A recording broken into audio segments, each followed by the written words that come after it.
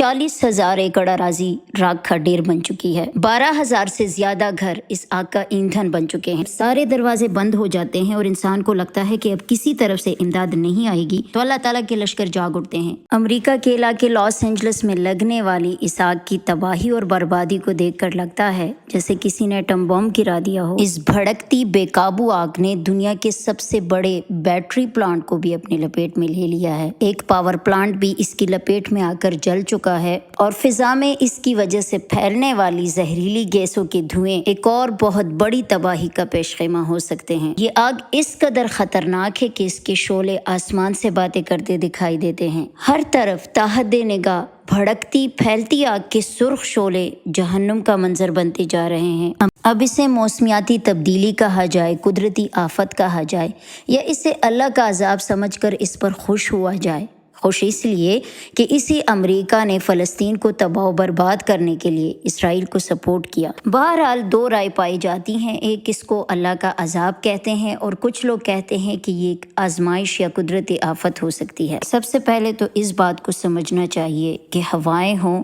भड़कती आग हो या बारिश का पानी हो, ये सब अल्लाह ताला के लश्कर हैं। कुरान में अल्लाह ताला फरमाता है वमा यअलमु जुनूद रब्बिका इल्ला हु, अल्लाह ताला के लश्करों को उसके सिवा कोई नहीं जानता। तो ये बात तो तय है कि अमेरिका में लगने वाली भड़कती आग अल्लाह ताला का लश्कर है जो अल्लाह के हुक्म से चलता है। भले ये क्लाइमेट चेंज हो, उसके नताइज हो, असरात हो, लेकिन हमें देखना ये है कि इस तरह के क्लाइमेट चेंज या कुदरती आफात की सूरत में नबी अलैहिस्सलातु वस्सलाम की सीरत हमें क्या रहनुमाई देती है, सहाबे कराम का क्या रद्द अमल था। हम देखते हैं कि नबी अलैहिस्सलातु वस्सलाम के दौर में जब सूरज ग्रहण हुआ या चांद ग्रहण हुआ तो आप अलैहिस्सलातु वस्सलाम ने इससे अल्लाह की निशानी कहा। ऐसी सूरत हाल में एक डर और खौफ की कैफियत मुसल्लत हो जाती, अल्लाह के हुजूर खड़े होते, इबादत करते, दुआएं करते। इसी तरह जब बादल आते थे तो नबी अलैहिस्सलातु वस्सलाम के चेहरे पर खौफ के आसार नुमाया हो जाते थे। हालांकि अरब का इलाका खुश्क इलाका था, वहाँ के लोगों को बारिश की ज़रूरत थी, तो बादल देखकर आम लोग खुशी से झूमने लगते,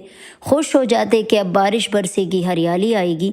लेकिन नबी अलैहिस्सलातु वस्सलाम जानते थे कि बादल हो, बारिश हो, ये अल्लाह ताला के लश्करों में से एक लश्कर है। अब नहीं मालूम कि ये लश्कर जो आ रहे हैं, ये बादल जो आ रहे हैं, तो ये अल्लाह का अजाब लेकर आ रहे हैं या रहमत लेकर आ रहे हैं। अब अगर सहाबे कराम रज़ी अल्लाह ताला अन्हुम की बात करें तो मदीना में पहला ज़लज़ला हज़रत उमर रज़ी अल्लाह ताला अन्हु के दौर खिलाफत में आया। तो उस वक्त उमर रज़ी अल्लाह ताला अन्हु का क्या रद्द अमल था। मुसन्निफ़ इब्न अबी शैबा में है कि उमर रज़ी अल्लाह ताला अन्हु ने फरमाया कि कोई गुनाह हुआ है, यानी इस ज़लज़ले की वजह अल्लाह ताला की नाराज़गी है, लोगों की बदअमालियाँ हैं, लोगों की गुनाहों की वजह से अल्लाह नाराज़ हुआ है और अल्लाह की नाराज़गी की वजह से ये ज़लज़ला आया है। और फरमाया अगर आइंदा ऐसा हुआ तो मैं मदीना छोड़ दूँगा, मैं तुम में नहीं रहूँगा।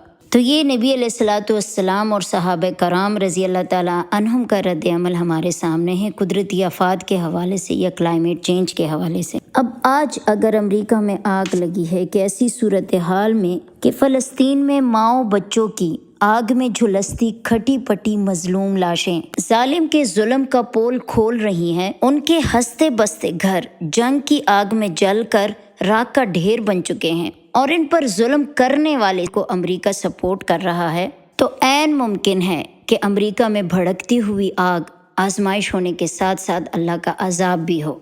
आजमाइश उन लोगों के लिए जो बेगुनाह हैं, जिन्होंने किसी सूरत फ़लस्तीन पर होने वाले जुल्म को सपोर्ट नहीं किया, हमेशा इस जुल्म के ख़िलाफ़ रहे, लेकिन इसके बावजूद जब अल्लाह का अजाब आग की शक्ल में ज़ालिमों पर नाजिल हुआ तो इन बेगुनाहों को भी मुतासिर होना पड़ा, क्योंकि कुरान इसके मुतल्लिक पहले ही बता चुका है वत्तक़ू फ़ितनतन ला तुसीबन्नल लज़ीना ज़लमू मिनकुम ख़ास्सा। अल्लाह फरमाता है कि डरो उस अजाब से जो जब नाजिल होता है मुजरिमों पर, गुनाहगारों पर, तो सिर्फ मुजरिमों को ही अपने लपेट में नहीं लेता, फिर सब के सब गुनाहगार हो या बेगुनाह उसके अताब में आ जाते हैं, क्योंकि अल्लाह के अजाब का लश्कर फिर फ़र्क नहीं करता कि मुझे सिर्फ फासिक और फाजिर को पकड़ना है। तो बज़ाहिर तो आजकल के हालात देखकर लगता है कि ये आग आजमाइश भी है और अजाब भी है। दुनिया में बेशक आजमाइश की वजह से इंसान तकलीफ में मुब्तला होता है, लेकिन अल्लाह ताला के यहाँ उसकी पकड़ नहीं होगी। जिस तरह के अल्लाह ताला का अजाब मुजरिमीन पर नाजिल होता है तो वो दुनियावी अजाब अलग से होता है, अल्लाह के यहाँ पकड़ अलग होगी।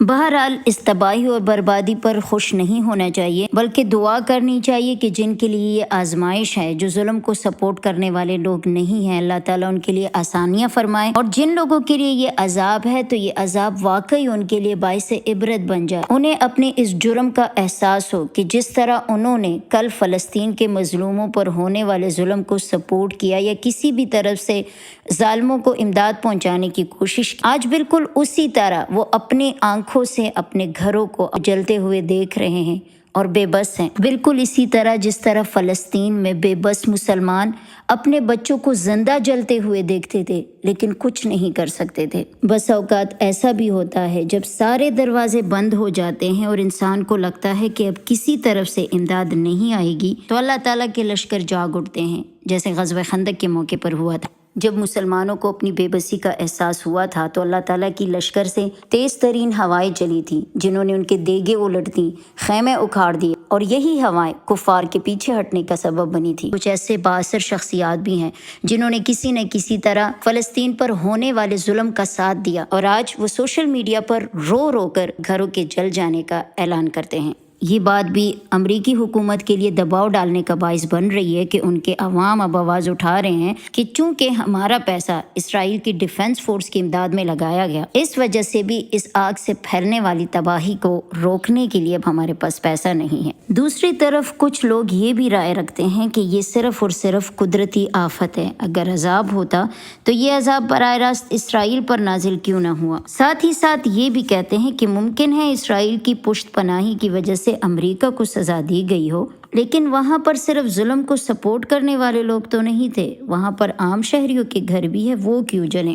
اس کرنٹ ایشو کے حوالے سے ہر ایک کی اپنی اپنی رائے ہے۔ بہرحال اللہ بہتر جانتا ہے کہ یہ کیا معاملہ ہے، لیکن میری ناقص رائے یہی ہے کہ لاس اینجلس میں لگنے والی امریکہ کی بدترین آگ اللہ کے لشکروں میں سے ایک لشکر تھی، جو مجرمین کے لیے عذاب بن کر آئی اور جو بے گناہ ہیں ان کے لیے آزمائش بن کر۔